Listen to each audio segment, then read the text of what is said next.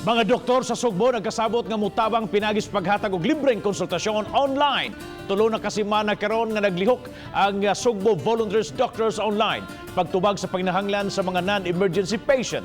Si Faye Marie Dumabok sa report. Sa tinguha nga makatabang sa publiko ug sa kaubanang mga healthcare workers, na grupo sa mga doktor nga espesyalista sa daghang laing natad sa medisina, modawat sa pagpakonsulta, pinaagi sa online o gitawag nila og telemedicine.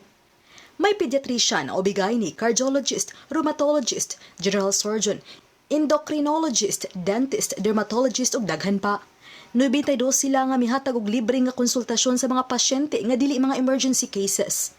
Gipasabot ni Dr. Marlo Batukan nga gusto lang nila nga maminusa ng mga pasyente nga atubangon sa mga healthcare workers sa mga ospital aron makafocus sila sa mas nanginahanglan sa diniliang pag-atiman sama sa mga COVID patients. See the problem nga kasagaran nga klinik sa mga doktor karong panahon na isirado.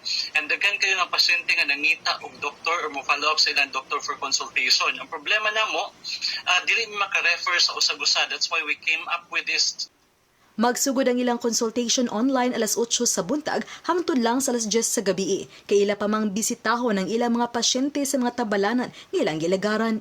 Tawhag po ang mga pasyente nga gamay lang po na pasensya na muhulat lang po sila sa doktor kay dili man good 24 hours nga naa mga doktor online, especially kung specific na espesyalista ang ilang gikinahanglan. Giklaro ni Dr. Batukan nga mga subuan ng pasyente lang ilang giatiman, kinaron mas dali ang pag-refer kanila kung gikinahanglan sa mga doktor nga niya sa Subo nga nangalagad sa pribado o pampublikong tambalanan. Sukad pagsugod nila sa unang semana sa Abril hangtod karon, dul-an na sa 7,000 ang ilang natabangan. Uban ni Cleofer Lumayag, ako si Faye Marie Dumabok, Balitang Bisdak.